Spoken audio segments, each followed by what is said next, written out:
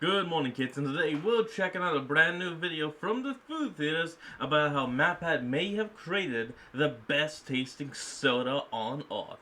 Let's hop in and see what he stored up today. There you go, I'm getting better. The soda fountain. It is the pinnacle of human engineering. It's a symbol of absolute freedom. In this singular device, you have a buffet of flavors, all waiting for you and you alone. And while most will just use it for their daily story or a quick hit of Mr. Pibb, there are those out there who dare to go beyond, to think outside the tap. Those who question the one soda system and instead run down the line without a care in the world, blurring the line between Sprite and Sunkist, having fun with Fanta, throwing in a pop of Powerade or a blast of Brisk. And so today, I salute you, the soda jerks out there, the caffeine cravers who dare to raise a glass to every dispenser in this thing. May your drinks be sweet and your refills be free. Today, my friends, we're testing what it takes to create the perfect soda blend. And let me tell ya, it is nothing like any soda you've ever tasted before. Okay, now I'm into this. Many of y'all will know that I am kind of a soda junk as well. I'm constantly drinking soda. I know they're not good for my health, but what can be done?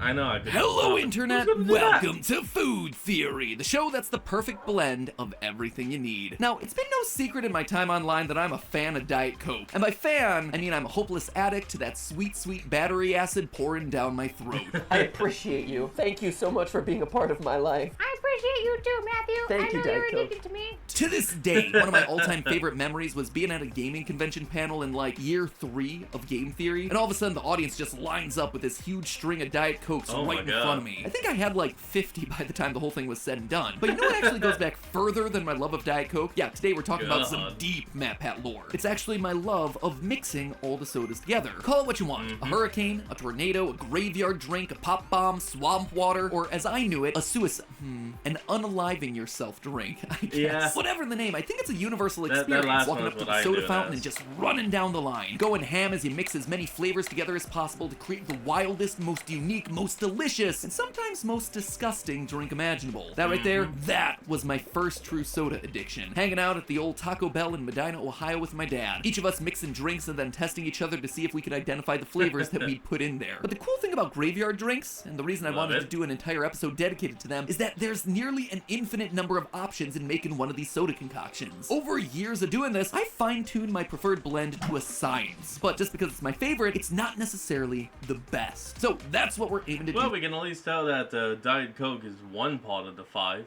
Today, we're looking at the science of mixology to see if we can optimize the perfect soda blend, mixing the most flavors together to create the most delicious beverage possible. Are there certain flavors that blend together better than others? What other considerations play into a drink like this? And let me just say it now, let us know down in the comments what your favorite mix is, because everyone has their own. Something I've actually found out through my own kind of test is that the darker colored sodas, like, this one I'm holding, and Coca-Cola, mix pretty well together, probably because they're made by the same company. And I'd love to try them. That said, what we wind up concocting today is certainly something that you should try at home. Also, and can I just call this out? I love the fact that I got done with a 30-day no sugar challenge and just immediately pivoted into this episode. It's like I gotta make up for lost time or something. Anyway, to help me on my quest today, I've got former bartender Santi on the couch joining me to run through a gauntlet of different swamp water variations so we can determine what elements, proportions, and methods deliver the best results. From there, we'll be using what we learned to concoct the perfect beverage in real time. Now, I've given Santi a lot of flack in the past for being a super healthy kind of dude, but this episode showed me a completely different side to him. So, okay, everyone at home knows my vice, which is Diet Coke, right? Are you a soda drinker? Like, what is your go-to beverage? I am a regular Coke drinker to the point that it was a problem. I had a friend stay with me one time for like a week, and we went to the supermarket beginning of the week, and I got a 12-pack of Coke, and I had to go back to the supermarket like twice in that week. And he and I didn't realize it, right? And he sits me down at the end of the week. He's like, "Hey, man, I think you have a problem." No, it's an intervention. No, it was an intervention.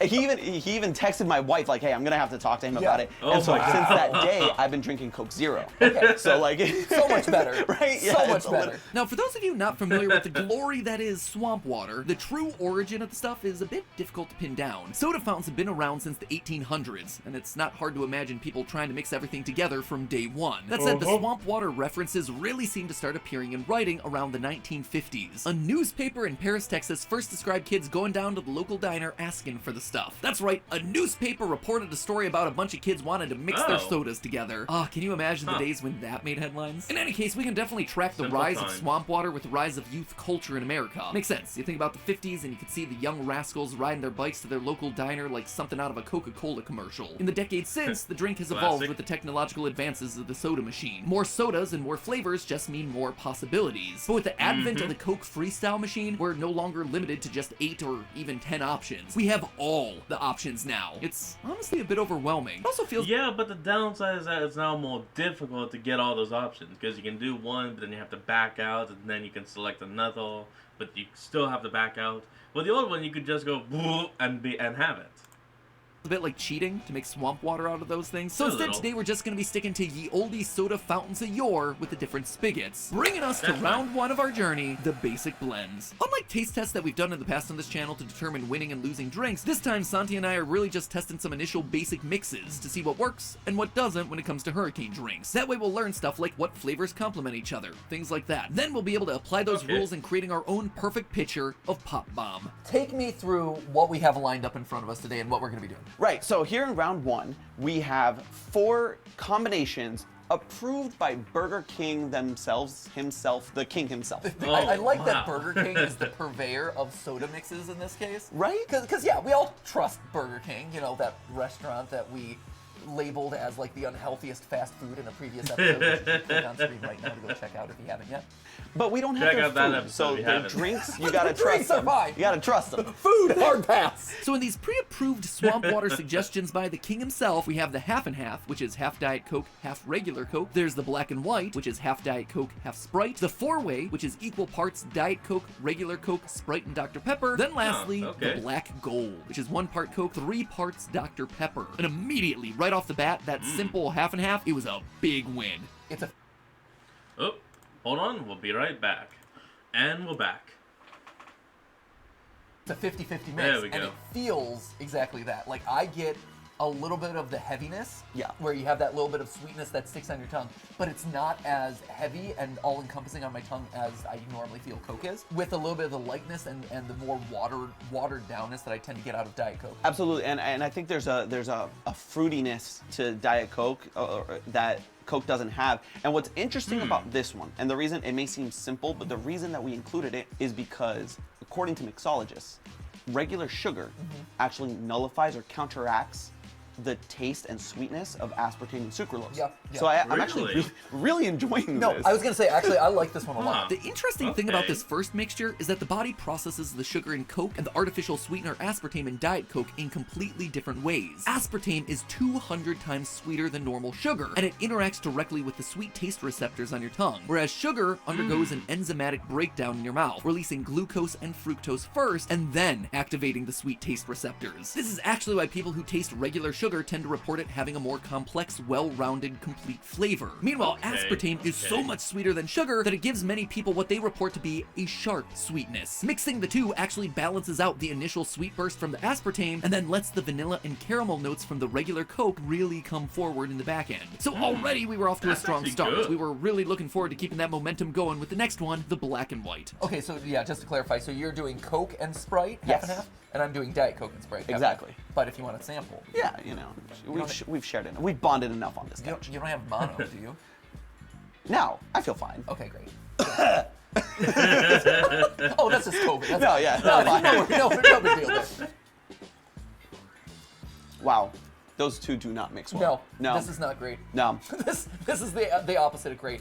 It's just Yeah. dissonant. You get the lemon liminess of it, but you also have the Coke that's mixed in there in not an insubstantial way. And They it just fight. it's a bunch of competing flavors that don't meld together or harmonize in any way, shape, or form. It really is oil and water. So unlike Coke Oh, and yeah. Diet Coke, which blended together nicely, the Sprite Coke mix was just a dissonant flavor combination. And adding Dr. Pepper into the mix, it wasn't really helping things either. It smells very Dr. Peppery It does. and tastes very Dr. It- Peppery. Yeah. Yep, it's all Dr. Pepper. It's all This Dr. validates Pepper. what I experienced when I was doing this as a kid growing up in Ohio. Anytime I would throw in a Dr. Pepper, I would have to do like a splash of it. It would just be like a little bit to finish off the top, but it couldn't Just a be quick a substantial swoop, amount of it and that's because it. it just swallows up any other flavor that it's mixed with. Dr. Pepper is one of those sodas that people either love or hate. Very often it gets lumped into the category of I've root become beer addicted or to it. cola, but Dr. Pepper themselves and the FDA both rule that it's neither. Instead, Dr. Pepper falls into the category of pepper sodas, with its unique blend of 23 natural and artificial flavors giving it a mostly cherry-like flavor. As the lore goes, the recipe is so secret that it doesn't even exist in one singular place. Apparently it's been split in half and kept at 2 separate safety That makes deposit sense. boxes at separate banks in Dallas, Texas. The doctor, he don't mess around, but I gotta say, after finding this Wait, out, something Dallas? tells me that this is gonna show up as a food theory down the line. So we have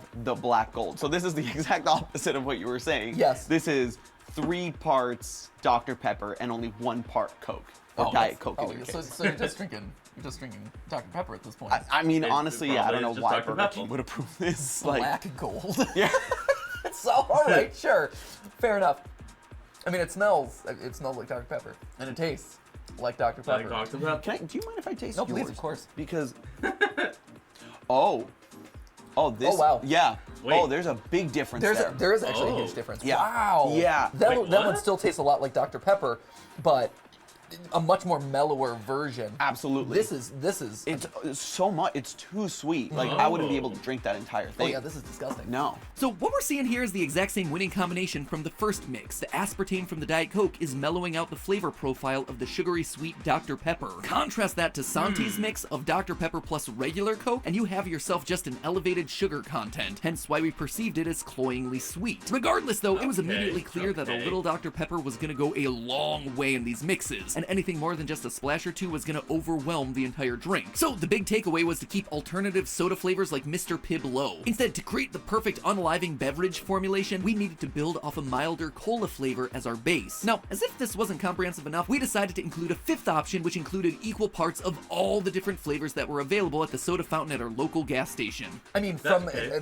without even tasting it, just from the smell alone, you can immediately hit a lot of orange, even though it's all equal. Anything with Dr. Pepper, Dr. Pepper won out. Yeah. So I'm hoping that this doesn't taste like a cherry Fanta. It's just Fanta. Really? You think that reads as just Fanta? Here, pour me a glass of Fanta if you could. So to me, I taste this one, and it feels almost more creamsicle-y, where I'm getting Oh, the I orange hate notes absolutely of the Fanta, but at the edges of it, I'm getting that faint vanilla flavor of like the Coke. Okay. That's one thing I've always had about like orange sodas. It's got a sharpness to it, which isn't my favorite. Really? I kind Oh, of like the interesting. sharpness. Try this. I don't know what it is. Ooh, that is crisp. Who loves orange soda? That's a reference. Yeah, it It's is. great. No, it's a great reference. I don't get the reference. Oh, I unfortunately. see what you're saying. Right? Okay. Yeah, I didn't before. There is a lot more vanilla than I initially like registered. Yeah, I think about soda a lot. So this is my life. In short, what Yeah, we were learning we all was do. that with the right mix, the addition of Coke was less about the cola flavor and more about the undertones of vanilla. And again, just like with Dr. Pepper, alternative flavors like orange soda really cut through the noise to dominate the overall taste profile. Knowing all of this, we were practically ready for round 2. Oop. Hold on, we'll be right back. And we're back. But before we moved on, there was one last thing to try. Pepsi. Lest I be called a Coke fanboy, we wanted to give Pepsi products their fair shake, especially because I grew up running this test with Pepsi fountains at the local Taco Bell. And that meant one Oh, thing, yeah. and one thing only, the addition of Baja Blast. Now, there's good Ooh. news and bad news with this one. Okay. Bad news, Baja Blast has been for the past 20 years a Taco Bell exclusive. The good news, though, is that for the 20th anniversary of the drink this year, they've decided to release it in stores. So, you know, there wasn't really any bad news there at all. In short, it means that we Bad were able to news create the canceled. ultimate mix of Pepsi flavors that you could get from the fountain. And it was...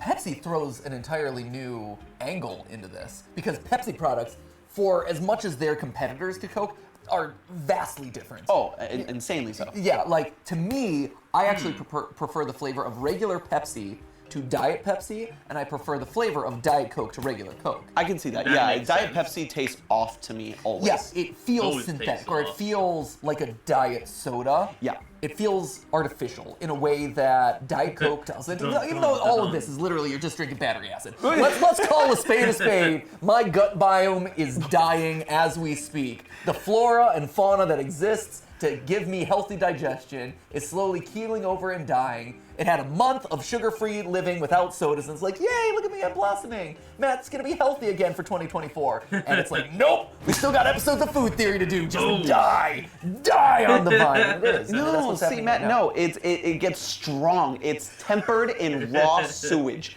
That is my stomach. This is nothing. Ah, famous last words. Yeah, this Oh smells terrible. god. Like, unlike all the other ones where I'm like, oh, this smells like a little bit caramely or a little bit no. vanilla-y or like Dr. Pepper. No. This smells terrible. Oh my god. That is not good. Oh, wow. What? Wow. What? Oh, that is disgusting. Not good. Oh, this is wild.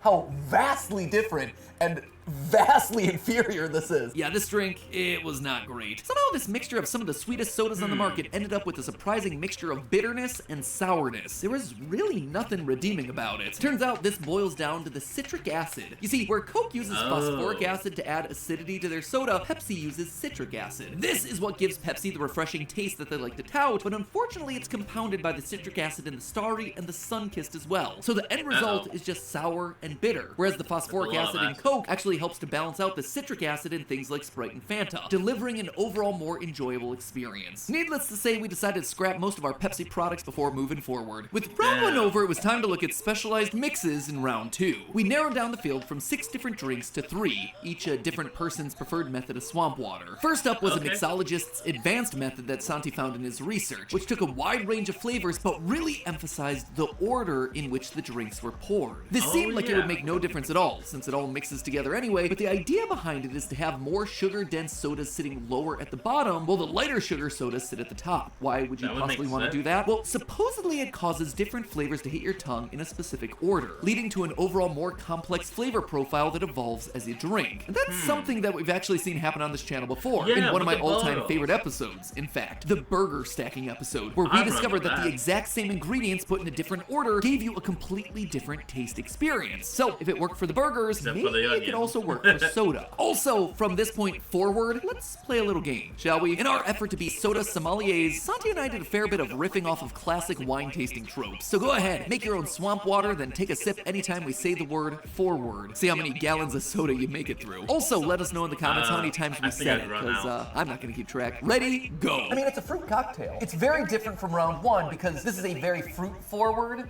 beverage as opposed to all the ones that we had in round one, which tended to be much more Coke, Oh, Diet boy. Coke facing. It is a very pleasant fruit punch. I understand why someone at a bar and who works as a mixologist would find a lot of success with this. If I'm going for a graveyard drink, unaliving myself beverage, whatever, I'm looking for more of a cola-forward one. This isn't hitting that.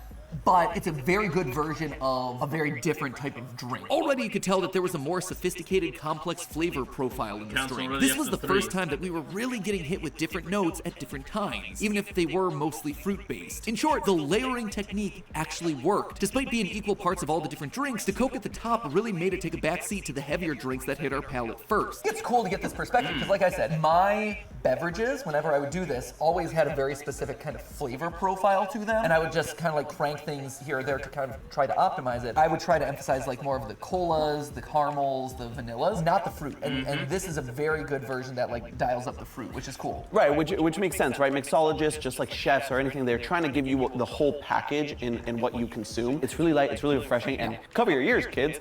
It kind of tastes like a Long Island iced tea. Oh, okay. Yeah, earmuffs. Clearly, Santi became real familiar with all different types of drinks in his research for this episode. So where'd you find this? When you say mixologist recommended, did you just go to a bar and like, hey, what do you do? Or like, did you find this online or what is this? Yes, I did a lot of research by going to a variety of bars and Oh, just like, wow. asking them to make me drinks. No, I'm kidding. We actually It was a rough week of research for Santi. He wasn't responding to emails. We found him in the gutter somewhere. He's like, I got it. I got the perfect mix. Honestly, you gotta admire the commitment to the craft. But now, with a new Oh, variable at God. play, it was time to taste my personal mix. In general, Oh, hold on. We'll be right back. And we're back. Let's go. In general, I tend to like my unaliving beverages skewing more heavily towards the cola flavors, so I split it up with a 2/3, 1/3 ratio. On the bottom, 2/3 is an even mix of Diet Coke and Coke. The top third is Sprite with just a little splash of root beer and Dr. Pepper thrown in at the end to keep it from overpowering everything else. Gotta say, I am tremendously proud of this mixture. I've been drinking it for literal decades, but never really served it to anyone else. It felt like I was standing up naked in front of the class. To judge you. I know, right? I'm actually very nervous. I've never had anyone else ever sample this. I can judge myself, obviously, but, you know, I lay myself at your feet, Santi. So this is interesting for me because I think Dr. Pepper, I'm learning here, needs ice because it's really mellowed it out. And I'm getting the sweetness of Coke, but that's it. It's very Coke forward. Agree to disagree there, Santi. Maybe your palate just isn't refined enough. The one thing I will say, to my credit, just to defend myself, I actually get the vanilla notes more out of this than I do in any of the other ones so far. I will agree with that. Absolutely. As a guy who's always loved the flavor of vanilla, one thing I never realized was that my preferred mix here really highlights those notes from the Coke and the root beer. By using Diet Coke as a key part of the base, it negated the sugar that was coming in from the regular Coke and the Mr. Pibb. This then allows the more complex flavors of vanilla and caramel to take center stage. I like that it hits different about notes that. at different times. Like it's vanilla forward, you get a little bit of the root beer in the back towards the end of the sip, some of that Coke Oh, in the God, middle, already with have just to the have like kind of tiniest pull. hint of the Sprite around the edges.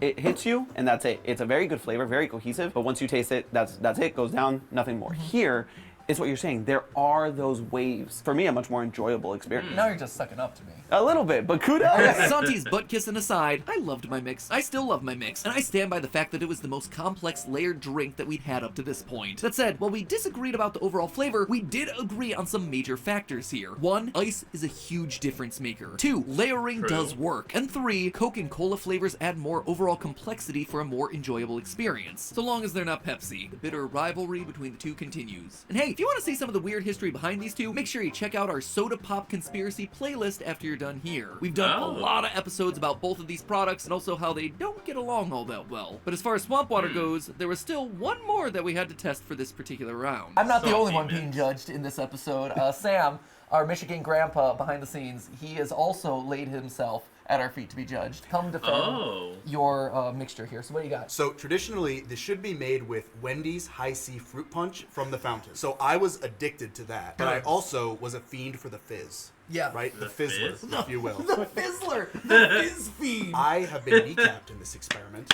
I am That's the a Tanya shot. Harding of today.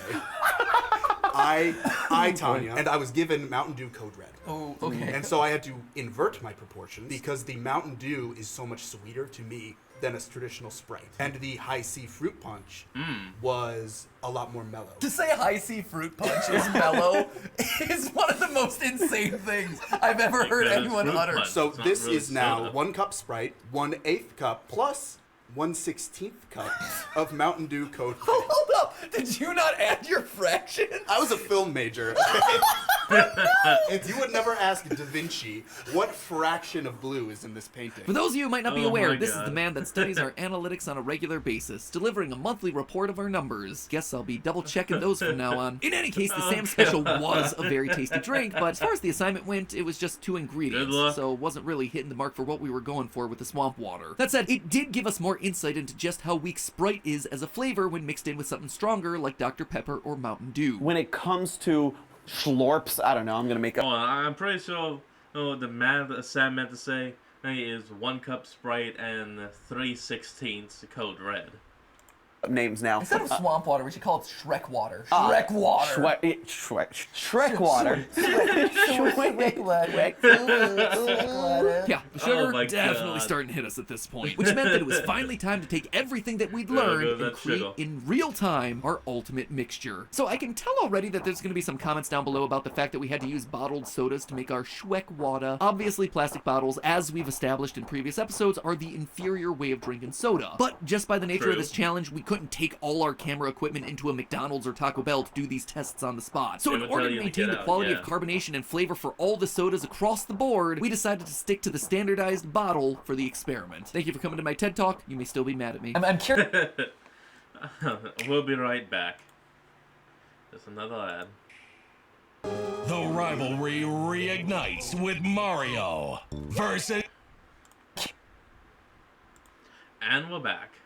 Let's go. Curious, kind of like, what is your strategy going into this? What's your aim? My gears have been turning here because I'm trying to remember everything that we've learned over the past 2 rounds. You know, obviously we have ice because we can just universally agree ice made everything a lot better. I think from a base standpoint, I want to have mostly cola or dark sodas. I think Dr. Pepper and Coke are really gonna be the core foundation of the best swamp water drink. And then in that final, you know, quarter, whatever, the rest is where the playground will happen. In the true spirit of this challenge, the more sodas that you're able to cram into your formulation, the better, right? Because that is the essence of this, right? Going down the line, figuring out like what combination of 3 or more sodas really gives you that like very unique flavor that you can only get through this style of drink. Now, Santi and I ended up going in with very similar strategies. Having learned in previous rounds that order of pour matters, we both had to map out our flavor experiences precisely. In the end, we both kept the stronger flavors like fruity Fantas, spicy Dr. Peppers, and punchy root beers at the bottom. As for the rest, well, that's where our proportions started to differ. Yours is much more root beer forward though than mine is. Because I've incorporated everything except for Diet Coke, Coke, and then I could probably add a bit more Sprite to it. I'm regretting it because I put the root beer now at the top,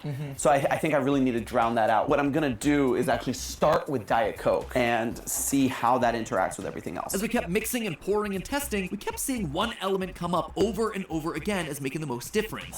The pour order is making a pretty substantial difference. 100%. The more I play with it, Yeah. the more I'm surprised by this. It's funny because now that I've poured the Coke and Diet Coke, the root beer that was very root beer forward is now starting to fall to the back of the mouth, which I really, really like, but I think I messed up because I don't think Sprite should go at the top. Right, you really have to plan this out. And now that I've mixed them all together like I just did, it's too dissonant. I don't like it. What we learned throughout this process is that swamp water is a very delicate balancing act. Just a bit too much of one flavor or a flavor poured out of order can throw the entire thing out of balance. But right before we were starting to lose hope, Santi pulled out what he was hoping would be the trump card. A new challenger appeared, and its name was Powerade. I'm gonna throw us a curveball. Okay. Something that you don't see on every soda fountain, so we didn't include it, but you will sometimes. And that is Powerade. And it is always blue. You know what? I is don't always think that's blue. a mistake. I think that is a sign from the swamp water, Shrek water, graveyard drink, pop bomb gods. Wow, well done. I know, right? Like a That little was Dr. good. Seuss That with was those. good. It's all the sugar that's coursing through my veins right now. Right I gotta say I was pretty skeptical. not? How could some flavored Never water be the mind. maker or breaker of our pop bombs? But from a scientific perspective, it made sense. When you break it down, the problem with graveyard drink is that it quickly becomes overpoweringly sweet. Sweet cola plus sweet other cola equals just more sweetness. That's why the True. Diet Coke and ice True. wound up being so important in all these mixes. They lighten up the flavor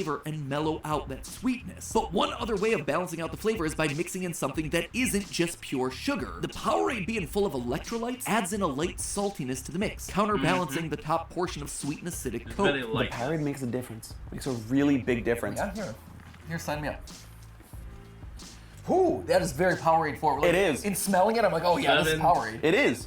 But not when you taste it. It also looks mildly greenish. A little gangrenous. If you wanted swamp water, it looks a bit like swamp water, for sure. Yeah. Just a pinch.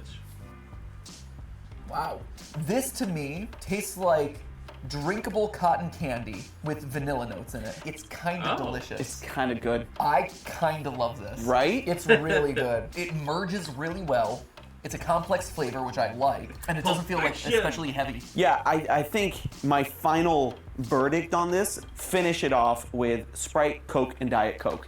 That is my swamp water. So there you have it, we cracked the code to swamp water. All it took in this balancing act was one final element of salty blue to tie it all together. In short, Santi's perfection. mix, which shall henceforth be known as the Santi Supreme, was 1 part Dr. Pepper, followed by splashes of Baja Blast, Code Red, and Fanta, 1 part blue Powerade to round out the fruity flavors, followed by Sprite, Coke, and Diet Coke in that order for the ultimate swamp water flavor experience. The most important lesson though at the end of the day is that pour order matters the most, followed by proportions, then complementary flavors, and finally that's the what the temperature scoops of your will hold. drink. With those elements at your disposal, you can go forth and find your favorite way of making your own graveyard drink, or hurricane, or unaliving yourself beverage. So what I would the game encourage mobile. you guys to do down in the comments below is, do you have your own equivalent of the Sam Special or the Matt Pat Mix? The Matt Pat Mix! Hey! Probably should have thought of that in round 2, but Better late than never, I Damn. suppose. Maybe we could work it in the VO. But anyway, do you have your own version of the swamp water, the graveyard drink, the unaliving yourself beverage? Let us know down in the comments below, and who knows, we might follow up in a short, or Santi might do a whole nother episode about it. I think we've given you the tools and some rough guidelines to kind of optimize your next soda fountain order. So I think that's it for me. Now, if you'll excuse me, the sheer volume of sugar that I just consumed after a month boy. without sugar is making me go a little bit crazy. So I'm gonna go and process the sugar that's coursing through my body. And as always, my friends, remember, it's just a theory. A food theory! Bottoms up. Oh. Instead of And hey, if you like this video and want to check out some more of our soda... Alright everyone, that's going to be the end of today's video. I hope you all enjoyed this. Remember to like, comment, and subscribe for more. Link to the original will be in the description below, and I'll see all you folks next time when we flick on. Peace out.